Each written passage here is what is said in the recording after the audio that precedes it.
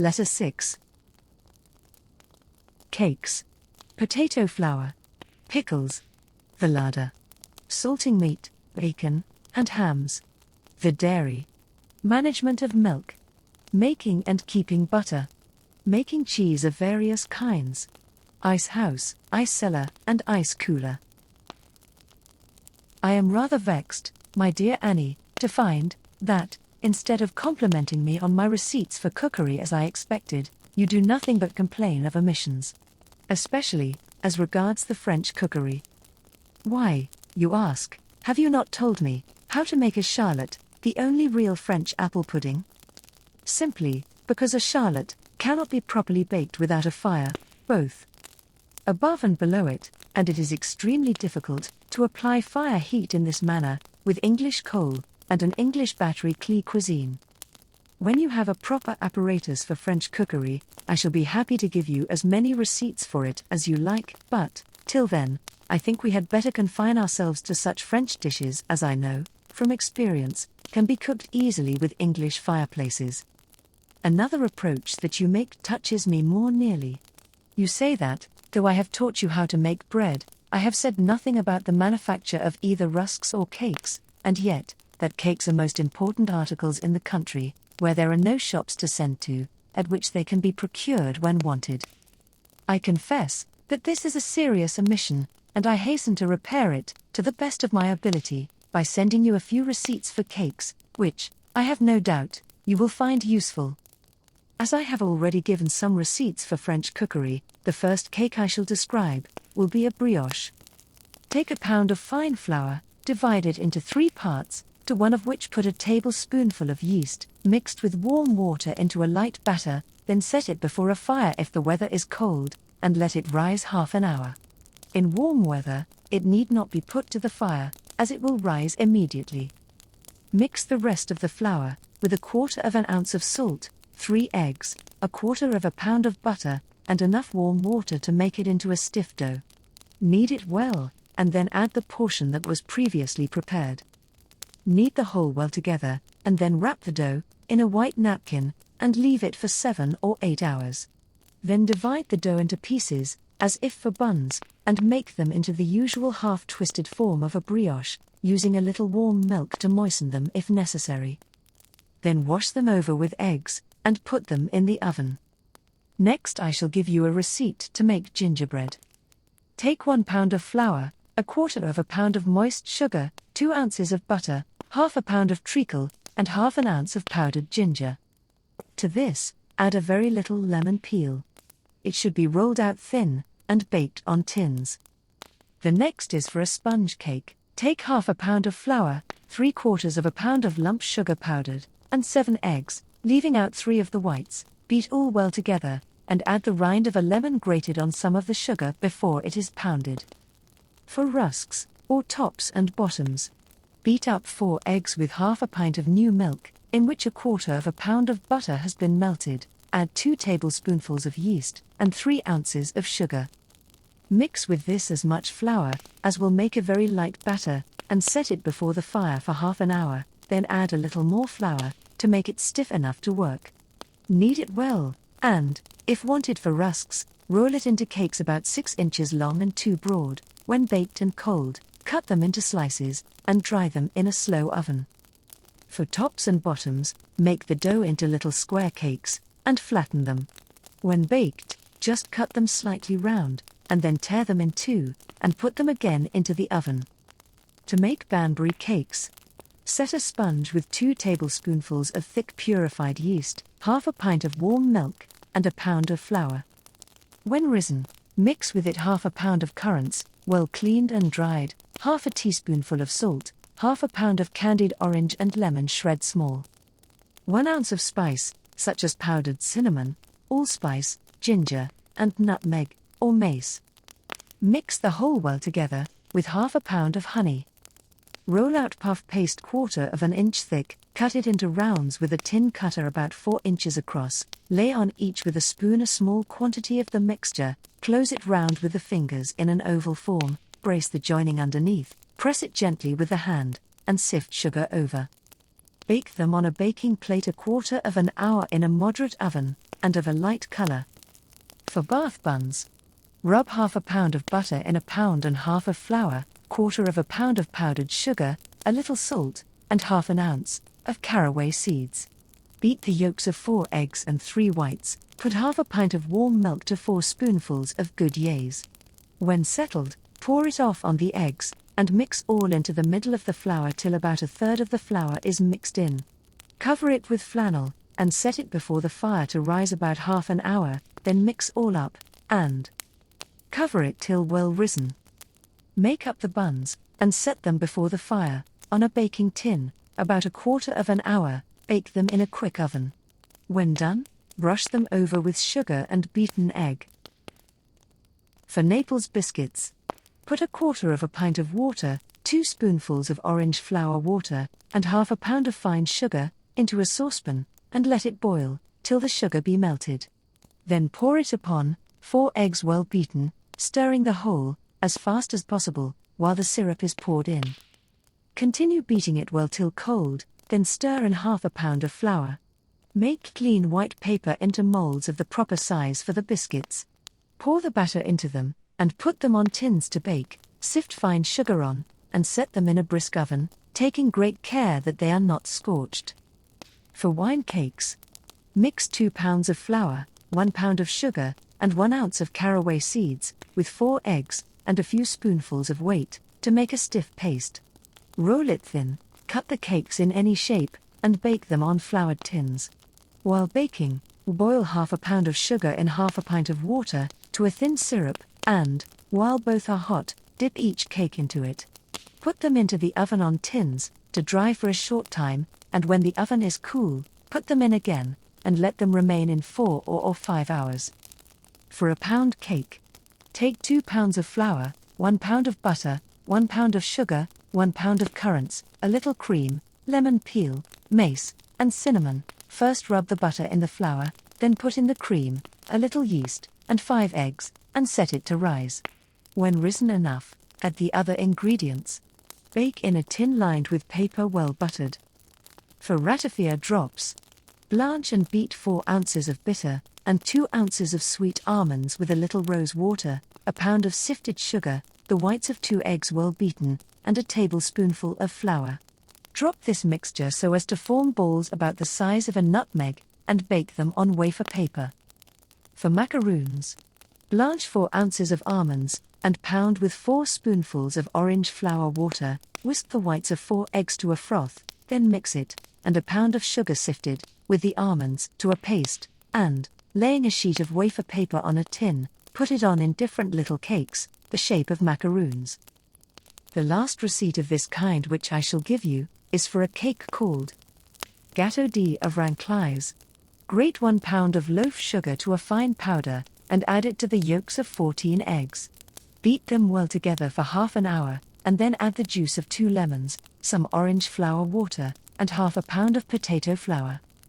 In the meantime another person must beat the whites of the 14 eggs, for 1/2 hour or more, till they look like snow, as, should any liquid remain, it will spoil the cake completely. Put this snow to the yolks, and beat the whole together for 10 minutes, then pour the whole quickly into a mold that has been well buttered, before the fire, and put it directly into an oven, which must be hot, but not quite so much so as for bread. 3/4 of an hour will bake it.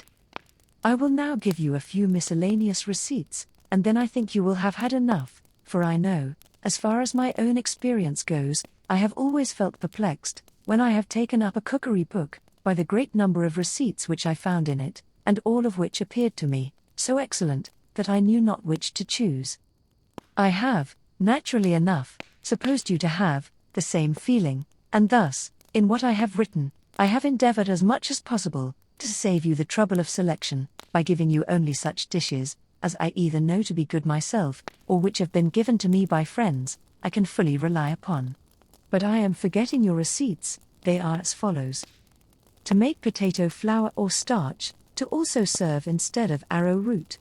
Peel and wash the potatoes, cutting out all the specks, then grate or rasp them into a pan of water, stir it up well, and let it remain for about 10 hours, or till all the flour is settled down. Then pour off the water with the fibrous parts of the potatoes, and put some fresh water to the flour, which, as it settles very hard, must be well stirred and strained, into another pan, where let it remain, till it is again settled down, and so, do till the water is quite clear, which will be in 4 or 5 times, mixing in fresh water, once straining is sufficient.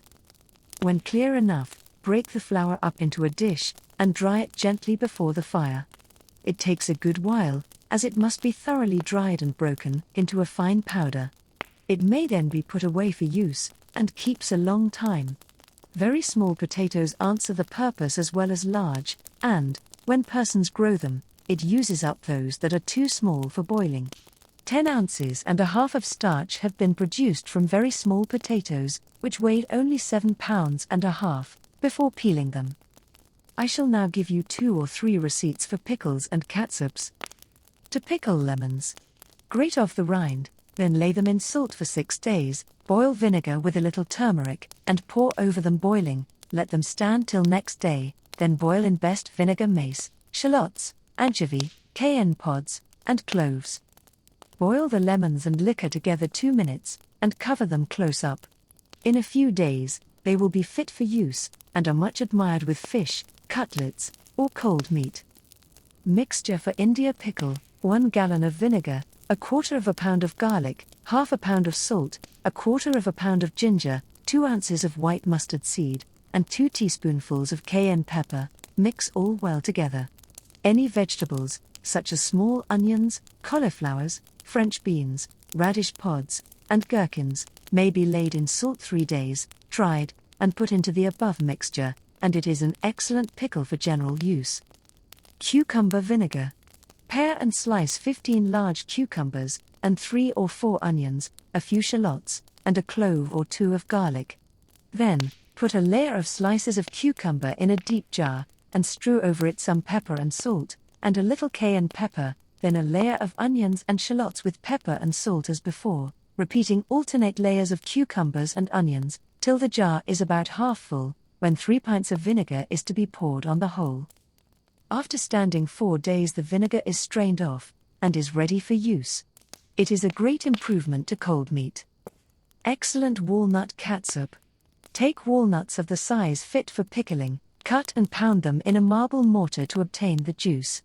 To a pint of this juice put a pound of anchovies. Boil till the anchovies are dissolved, and then strain through a piece of muslin. Then boil again, and add 1/4 ounce of mace, 1/4 ounce of cloves, some whole white pepper, and 7 or 8 shallots, a few cloves of garlic, and a pint of white wine vinegar. Boil all together, till the shallots become tender, then strain, and, when cold, bottle for use. I will now proceed to say a few words on the other servants' offices. The larder in a country house is generally a square, or oblong room near the kitchen, and sometimes sunk a step below it. It should be kept as cool as possible, and should be contrived to be on the north side of the house. Where practicable, there should be 2 windows, or rather openings in the walls, opposite each other, filled in with wire network, instead of glass, to allow a free current of air through the room, and yet, to exclude flies and other insects. The floor should be of brick, and furnished with a drain, so that it may be frequently washed with plenty of water, without much trouble. The walls should be whitewashed, and there should be fixed in them at intervals, strong iron hooks or holdfasts, for the purpose of suspending uncooked meat. Other hooks should be fixed in the ceiling, for hung beef, tongues, hams, etc. When the larder is dry, there may be also bacon racks fixed to the ceiling. But, if the situation should be damp, these will be better in the kitchen.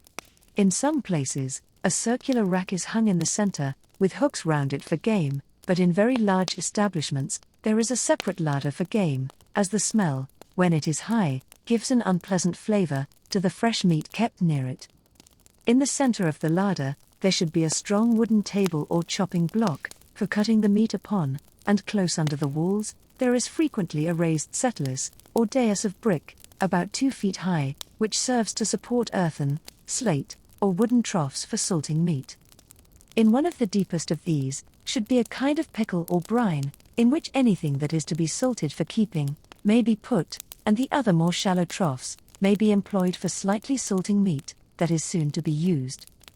The pickle for the large brine trough is made by mixing 4 gallons of water with a pound or a pound and a half of coarse sugar, 4 ounces of saltpeter, and 6 pounds of common or bay salt. This mixture should be boiled in a large kettle, and the scum taken off as it rises. When no more scum appears, the vessel should be taken from the fire, and the liquid suffered to stand till it is cold. Another pickle is made by adding to 4 gallons of water, 14 pounds of common salt, 8 pounds of bay salt, half a pound of saltpeter, and 2 ounces of prunella. Boil the whole together for half an hour, and take off the scum. When cold it is fit for use. The first kind is best for hung beef and tongues, and the latter for salt beef and pickled pork. When the pickle is ready, the meat to be salted should be examined, and carefully wiped dry with a coarse cloth, any fly blows or bruised parts being removed. If tongues are to be salted, the roots should be cut off, and laid aside for soups, and then the tongues should be scraped and rubbed dry, before putting them into the pickling trough. The skin of the pork should be scraped and cleaned, and the fleshy part should be carefully examined, and wiped dry. Any mass that there may be, of congealed blood being removed. All the meat that is to be cured being properly prepared. It should be laid in the pickling trough, and the brine poured over it, and, if there are several pieces of meat, care should be taken to lay them so that the brine may touch every part, and completely cover the whole. Meat which has been preserved in the first pickle for 10 weeks or more, if cooked without being hung up to dry, will be perfectly tender, and will eat as well as meat that has been only freshly and slightly salted.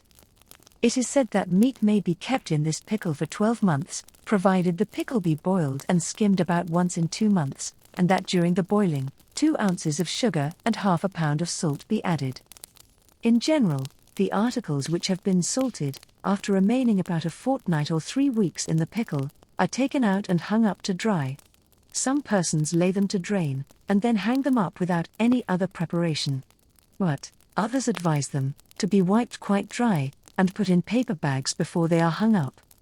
Whenever fresh articles are put into the pickle, everything should be taken out of the trough, and the brine boiled up, the scum being taken off, and fresh salt and sugar added, as before directed. Sometimes, meat is merely salted when it is to be used in a few days, in which case, the meat is put into a smaller trough or pan, and only salt is used in the proportion of 1/4 pound of salt to every 2 pounds of meat. The salt should be well rubbed in, and the meat turned, every day. The following general observations, as to curing meat, will probably be of more use than multiplying receipts. What is called bay salt, that is, salt made by evaporating seawater, gives a finer flavor than common salt, but rather more should be used, to produce the same degree of saltness. Sugar makes meat tender, and gives mellowness and richness, but the quantity used should never be more than 1/4 of the quantity of salt, or it will make the meat taste insipid. Saltpeter gives a fine red color, but it is apt to make the meat hard, and, whenever it is used, there should be at least an equal quantity of sugar to counteract its hardening tendency. The usual proportion is 1/4 ounce of saltpeter to a pound of salt, or, if used with sugar, 1 ounce of saltpeter to 3 pounds of sugar. Meat should never be salted in very hot weather, unless it is wanted for use in a few days, and it should never be put in pickle at that season. If any meat in the slightest degree tainted be put into the pickling trough, the brine will be spoiled, and should be thrown away. When it is absolutely necessary, in very hot weather, to salt meat to keep, it is said that a teaspoonful of muriatic acid and of nitric acid, spirits of salt and aqua fortis, in equal parts, should be added to every pound of salt. It is also said that a dessertspoonful of pyroligneous acid added to every pound of salt will give a fine smoky flavor, without any of the trouble attendant on smoking dried meat, but this last must be used with great care, as too much would spoil the meat. As hams require to be salted with more care than any other kind of meat, I have given below 2 or 3 particular receipts for curing them, all of which I know to be excellent.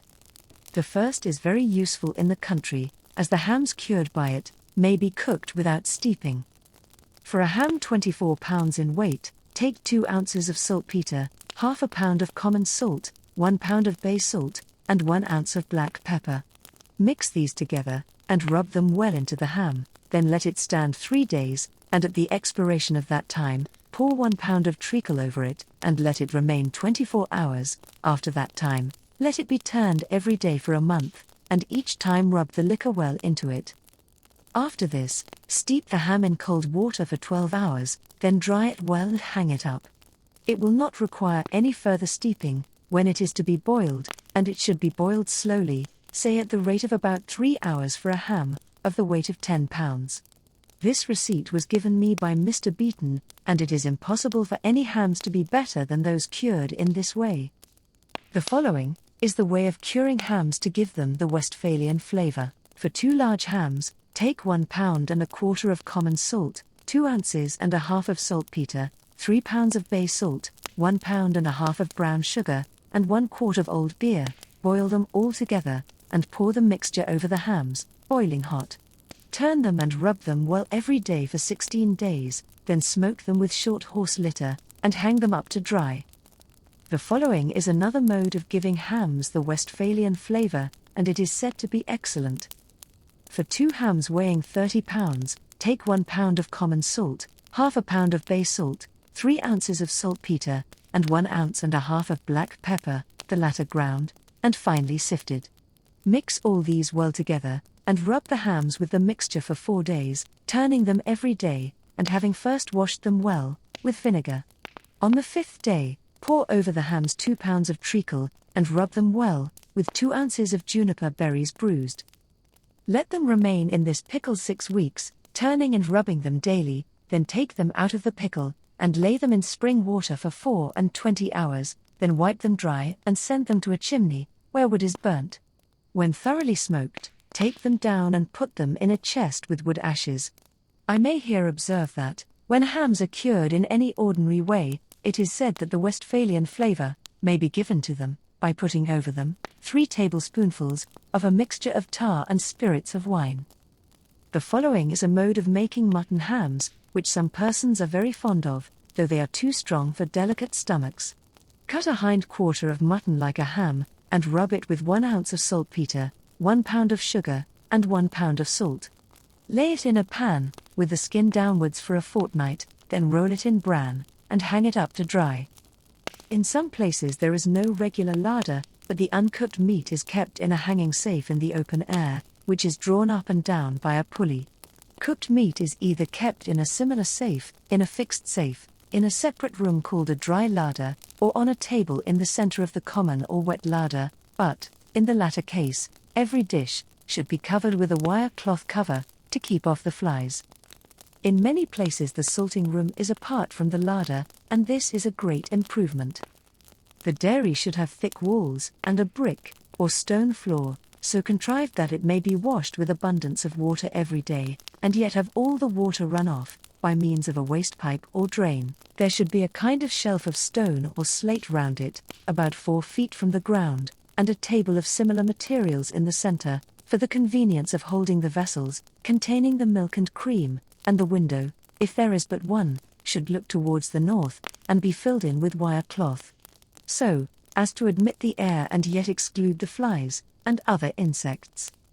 Besides this wirework, the window should also have either a sash frame with ground glass to open inside, or outside shutters, to exclude the sun in very hot weather, and the cold in winter. A thermometer should be kept in every dairy, and the heat should never be allowed to rise above 55 degrees, or to fall below 50 degrees. There should always be a scullery attached to the dairy, containing a fireplace and boiler, as the vessels in which milk is kept require to be frequently washed with scalding hot water to keep the milk sweet, and to prevent the butter and cream from acquiring an unpleasant taste. Though I do not suppose your knowledge of a dairy is very great, I suppose you are aware that the milk is drawn from the cow into a can or wooden pail, and brought into the dairy, where it is strained, and then put into shallow vessels or milk pans, in which it is left for several hours, in order that the cream may rise. Cows are generally milked twice a day. The morning's milk being skimmed in the afternoon, when the afternoon's milk is put into pans, or set up as the dairymaids call it, and the afternoon's milk being skimmed in the morning. The cream, after what is wanted for the table has been taken out, is put into a large wide-mouthed jar or stein, and saved for butter. Cheese is generally made of new milk, which is put at once into the cheese tub, without setting it up in pans. The cheese tub and cheese press, the churn and all the apparatus for making butter, generally stand in the dairy scullery, where the operations of cheese and butter making are carried on. Various kinds of vessels have been recommended for milk, and they have been made of lead, zinc, slate, and other materials. China are the best, but the old-fashioned wooden or earthenware pans appear to be the most general favorites, the only objections being that wooden pans require a great deal of care to keep them clean, and that the leaden glaze of the earthenware pans is apt to be affected by the acid of the milk, if it should be kept till it becomes sour. No good dairymaid, however, would ever keep milk in her pans till it became acid, and, if by any chance, wooden vessels became tainted, by having had in them sour, or otherwise spoiled milk, they should be soaked in water, in which a large piece of soda has been dissolved, and, if this does not sweeten them, they must be boiled in soda and water, and then immersed in pure cold water, for a day or two. Milk when drawn from the cow is warm, and it should be set up in the dairy before it is quite cold.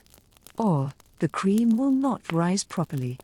Cream for butter may stand 12 hours on the milk, but the cream that rises in 2 or 3 hours after the milk is set is considered the richest. In many places, the milk is skimmed twice, the second time 12 hours after the first, but the second skimming is considered very inferior to the first. In Devonshire the dairymaid set the milk pans on a hot hearth, in order to raise the rich cream peculiar to that county. In Scotland, butter is made by churning the whole of the milk, which is put into the churn, as it comes from the cow, and kept there till it is slightly sour, before it is churned, but this makes the operation of churning very laborious, and the butter has always a sour taste. In England, butter is made only from the cream, which is not put into the churn till wanted for churning, but is kept previously, from 3 days to a week in a deep earthen vessel, and is stirred every day, when fresh cream is put in. Churns are of 2 kinds, viz. the plunge churn, the motion of which is up and down, and the barrel churn, which turns round, and is considered much the best. Churning is generally performed in the open air in summer, and in the dairy scullery near the fire in winter. If kept too cold, the butter will not come, and, if too hot, the butter will be soft, and will soon become rancid. When the butter has come, as the dairymaids call it, it is gathered together with the hand or a net, and put into a kind of shallow tub. The buttermilk is then emptied out of the churn, which should be left to drain for half an hour, or thereabouts, and be afterwards well washed with scalding water and a little salt. The butter in the meantime is kneaded and worked with the hand, or with 2 small and very smooth pieces of wood, to get all the buttermilk out of it, and in England, water is generally poured over it to assist in this operation, though in Scotland, it is said that water spoils the butter. When all the buttermilk is worked out, the butter is slightly salted, and then made up into rolls or lumps with the 2 pieces of wood. In the south of England, as soon as the butter is made, it is put into water. But, in the north, it is laid in a dry cool place, and covered over. When butter is intended for salting, it is not made into rolls, but the salt is worked into it as soon as the buttermilk has been removed. The following composition is recommended as a very good one, for salting butter for home use. Take 2 parts of salt, 1 part of lump sugar, and 1 part of saltpeter. Beat them well together, and add 1 ounce of this composition to every 16 ounces of butter. When cows are fed on turnips, an unpleasant taste is given both to the milk and butter, but it may generally be removed in the following manner. Pour a quart of boiling water on 2 ounces of saltpeter, and, when it is thoroughly dissolved and cold, bottle it for use. If 2 tablespoonfuls of this mixture be put to every 4 gallons of milk, as soon as it is brought into the dairy and strained, it is said to take off the unpleasant taste. Or, a lump of saltpeter about the size of a walnut may be put into the cream pot and well stirred twice a day, when the fresh cream is added. In winter, butter is sometimes so pale as to look almost like lard, but it may be colored by a little annatto, which is sold for that purpose in the grocers' shops, or the juice of carrot scraped and strained through muslin, or that of the flowers of the marigold, may be used. In either case, the coloring matter is mixed with the cream before churning.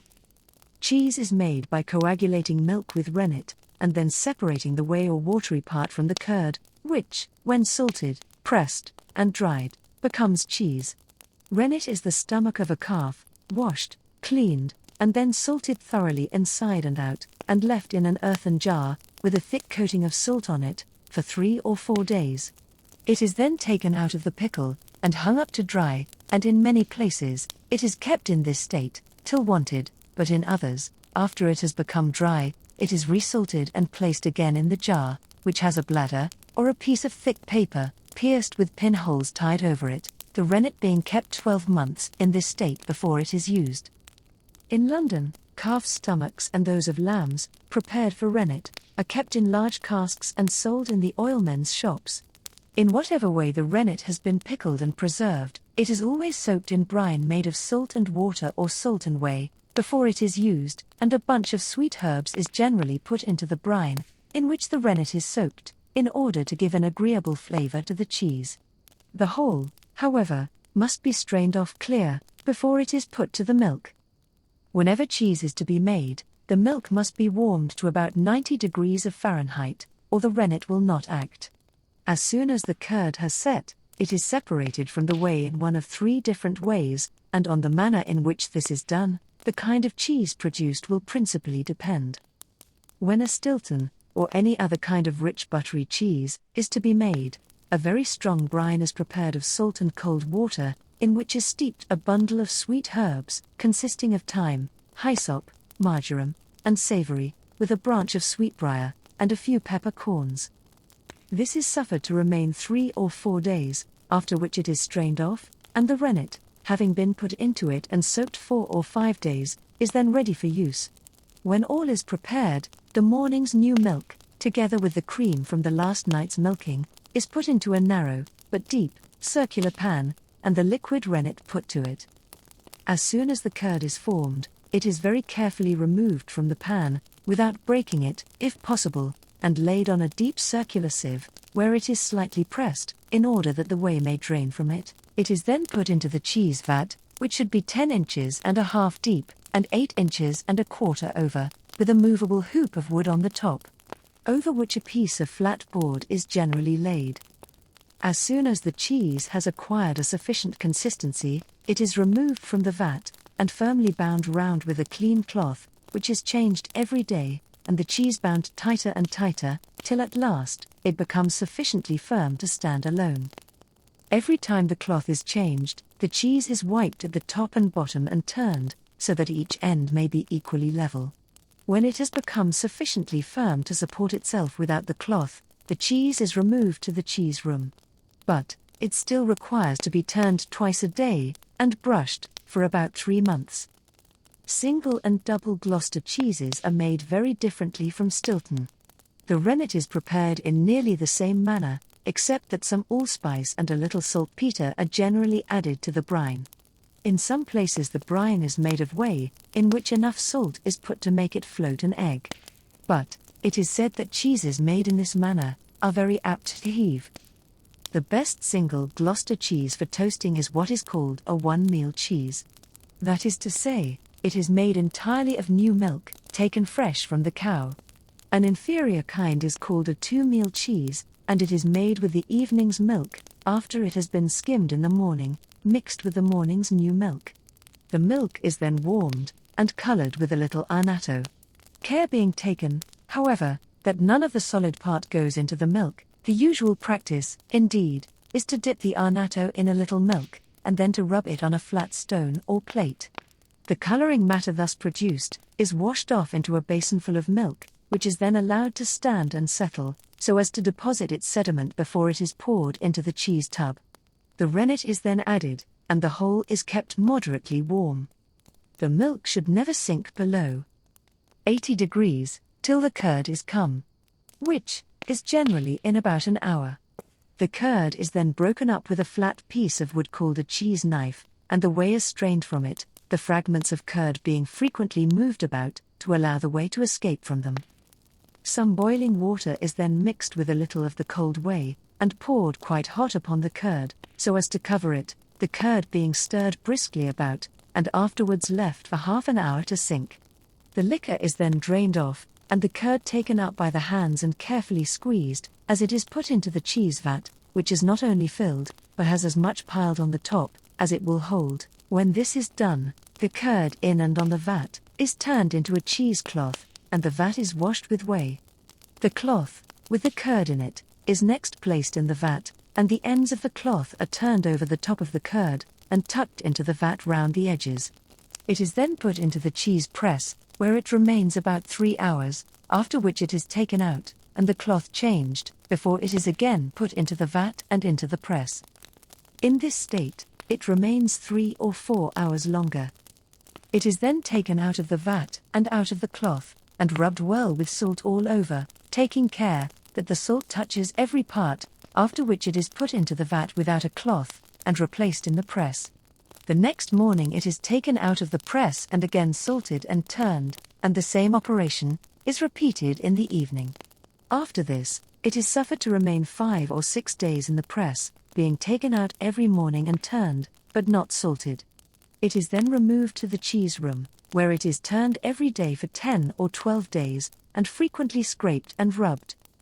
In some places, when the cheese is thoroughly dry, the outer rind is painted with a mixture of Spanish brown and Indian pink, rubbed in with the hand.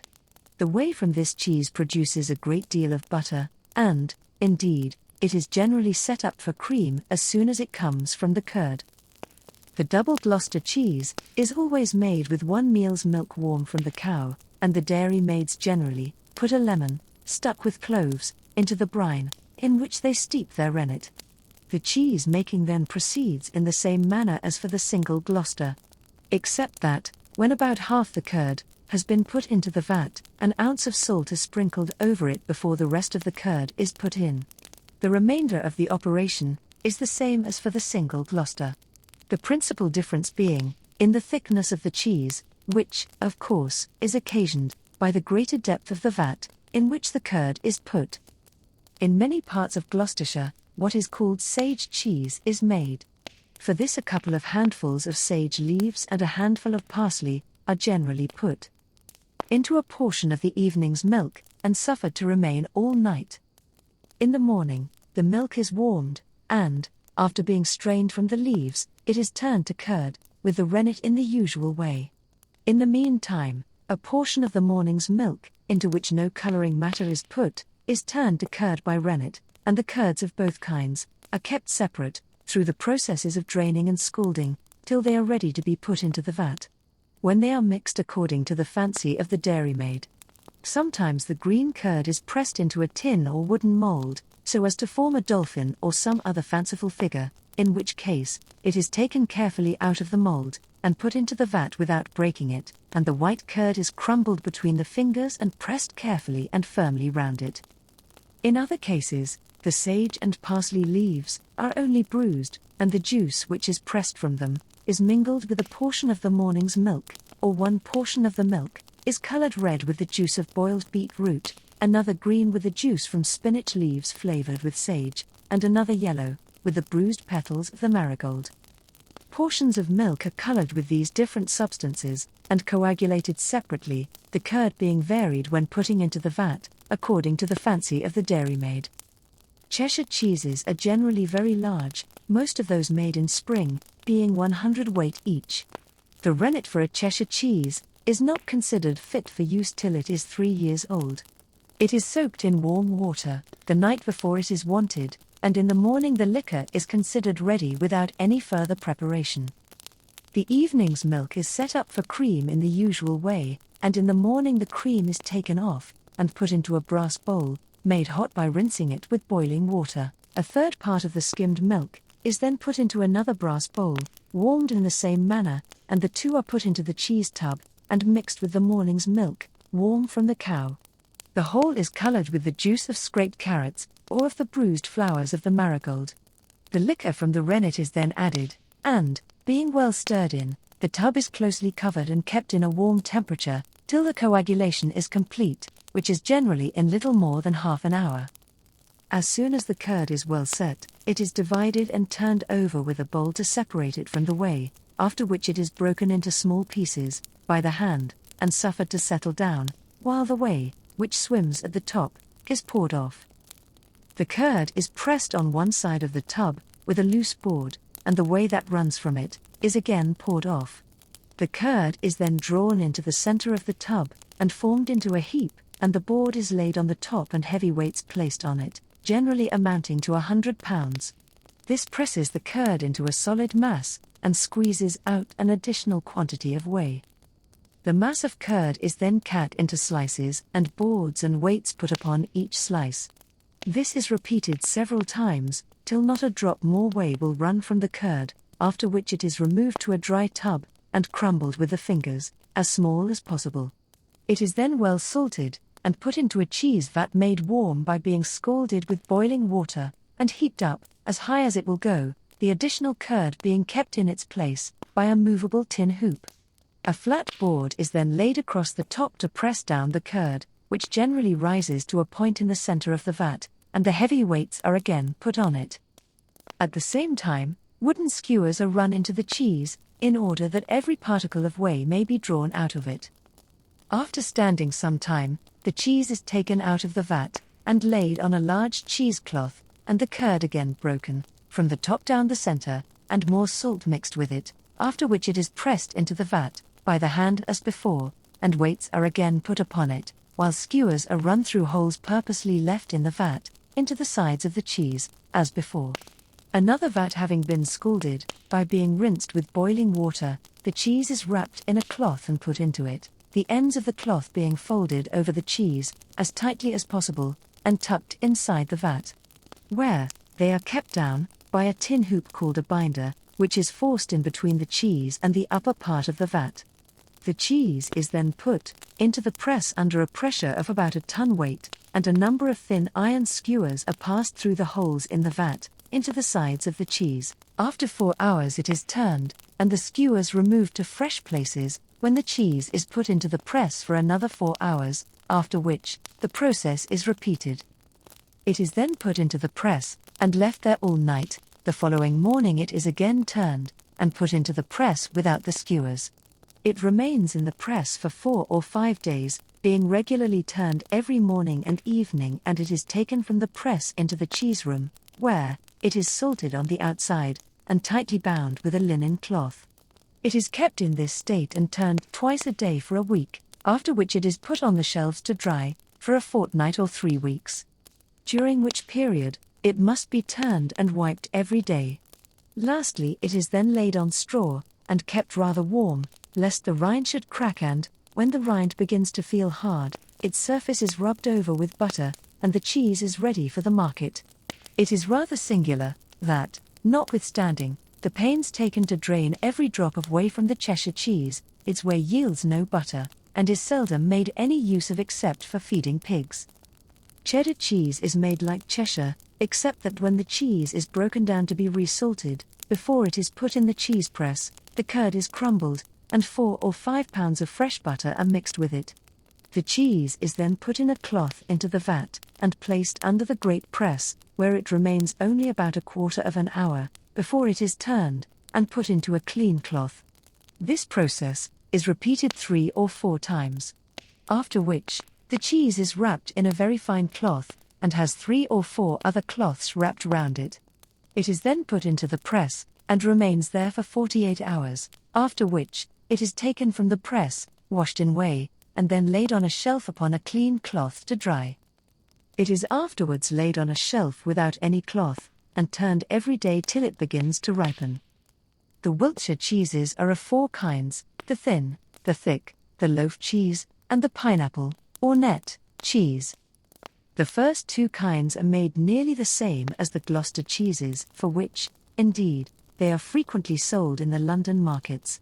The principal difference in the manufacture consists in the curd, before it is scalded, being cut into dice, of about 1 inch square each, and a thick layer of salt being thrown over them, which is said to harden the surface of the curd, and to prevent its buttery particles being washed away by the hot water.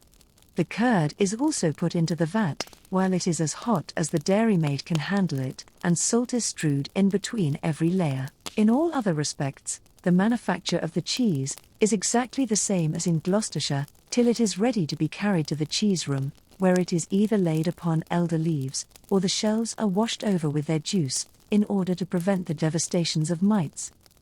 The loaf cheeses are made the same as the others, but their vats are from 10 inches to a foot in diameter, and 6 inches deep, and, when the curd is put into the vat, it is in 4 layers, with alternate thin layers of salt. These are what are generally sold in London, as Wiltshire cheeses. The curd for the pineapple cheese is prepared in the same way as the others, but, instead of being put into a vat and then into the cheese press, it is put into a net with no other pressure than from the hand of the dairymaid, who, however, prides herself on getting as much into the net as it can possibly hold. The net is then hung up in the cheese room, and requires no further care. I shall now give you only one more receipt for making keeping cheeses, and that shall be for the far-famed Parmesan. This celebrated cheese is made with skim milk. The night's milking is skimmed in the morning, and the morning's milk is skimmed about 2 o'clock in the afternoon. The two are then mixed together and put into a large copper kettle, suspended over a fire by a crane. The milk is stirred till it has reached 125 degrees of Fahrenheit. The kettle is now turned from the fire, between which and it a wooden screen is placed, and, when the bubbling of the milk has subsided, a piece of rennet, tied in a linen rag, is put into the milk, and squeezed several times in different places.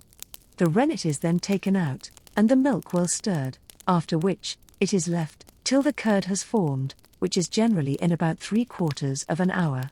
As soon as this is the case, the kettle is again turned on the fire, and the mass of curd is heated to 150 degrees, being well stirred and divided, while it is heating. A 4th part of the whey is now taken out of the kettle, and the curd is heated to 180 degrees, stirring it rapidly all the time, and a few pinches of powdered saffron are thrown in, which not only color it, but give that peculiar flavor always perceptible in Parmesan cheese. The cheesemaker, for as Parmesan cheese is always made by a man, I must not say the dairymaid, then takes a small quantity of the curd in his hand, and squeezes it, when, if he finds it adhere together, the kettle is instantly turned off the fire. The wooden screen is again interposed, and the curd is left to settle. The whey which rises is immediately poured off, and 2 or 3 pailfuls of cold water are thrown over the curd. The cheesemaker immediately plunges his arms into the kettle, and, gathering the curd to one side, contrives to slip the whole mass into a large cloth, which is raised as rapidly as possible, and transferred to a mold without a bottom. This is an operation which requires both strength and skill, for the cheese hardens so rapidly that it requires the greatest exertions to get it into the mold without spoiling its shape. By its own power of contraction, it presses out every drop of whey. An iron plate, with a slight weight on it, is laid on the top to keep it flat, but, by the time it is cold, it has become so hard as to require no further pressure. It is then taken out of the mold, and a thick layer of salt put on its upper surface.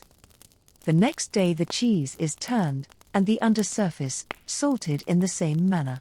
In this way, the cheese is turned and salted every day for 30 or 40 days, till the salt will no longer dissolve.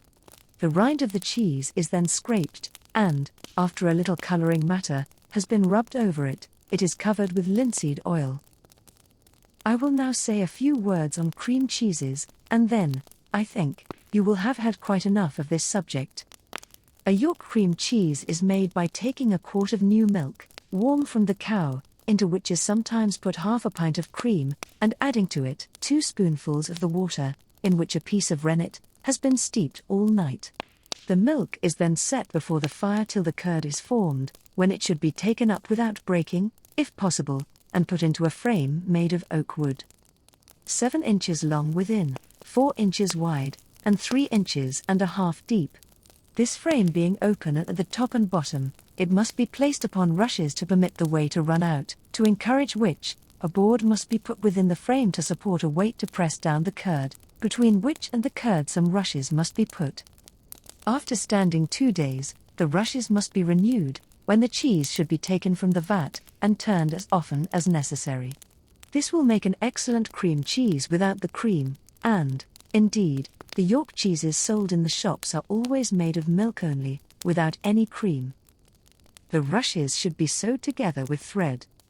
A kind of cream cheese is, however, made in Yorkshire of cream only, without any rennet. Take any quantity of cream and put it into a wet cloth. Tie it up, and hang it in a cool place for 7 or 8 days. Then, take it from the cloth and put it into a mold, in another cloth, with a weight upon it, for 2 or 3 days longer. Turn it twice a day, when it will be fit for use. The following is a receipt for making a Bath cream cheese. Add half a pint of cream to a quart of new milk, and warm the mixture till it is about 80 degrees of Fahrenheit, then stir in as much rennet as will coagulate it.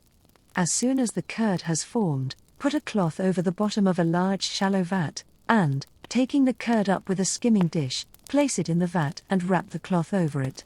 As the curd shrinks, the vat must be filled up with fresh curd, till the cheese is of a proper thickness. When the cheese has become a little firm, it is turned out of the vat, and laid in a dry cloth. A board is then put over it, on which is placed a weight of 2 pounds. At night, it is put into another clean cloth, and the next morning, it is slightly salted with a little fine dry salt, and placed on a bed of fresh nettles or strawberry leaves, being covered with leaves of the same kind. These leaves are changed every morning, and the cheese is turned twice a day for a fortnight, after which, it is fit for use. I think I have now told you almost all I know, relative to those points of domestic economy in which a country life differs from a life in town. I have, however, omitted to mention an ice house, which, you will find an important addition to your comfort in summer. A common ice house is a kind of well, built in Roman cement, and sunk in the ground. It is arched over, and the ice is put in, through a hole in the top. A door is on one side, for taking the ice out, and there is a drain at the bottom, for carrying away the water, that runs off, as the ice melts. A more modern invention is a small cellar built adjoining the house, with double walls, the space between the walls being filled with charcoal. The cellar has double doors with a space between, so that one may be shut before the other is opened, to prevent the entrance of the atmospheric air. The ice is kept in a sunk part made like a bath, at the farther end of the cellar, furnished with a drain to carry off the superfluous water, and in the other part of the cellar are shelves, on which wine or food can be placed to be kept cool. The old-fashioned ice house was always made in the park at some distance from the house, and consequently was of very little use. But, the modern ice cellar is very useful, for keeping cool water, butter, and other articles of daily consumption, which can be fetched out of it, when they are wanted, as easily and expeditiously as they could be out of a common dairy or pantry. A box called an ice cooler may even be brought into the dining room. It consists of a double frame of wood, with the space between filled in with charcoal. The bottles of wine are placed in little tin cases left for them, and ice is put between the cases. Below the ice is a tin grating, through which the melted water runs, and is let off, when requisite by a cock. The box is made to hold 2 bottles of wine on one side, and a bottle of water and a glass for butter on the other.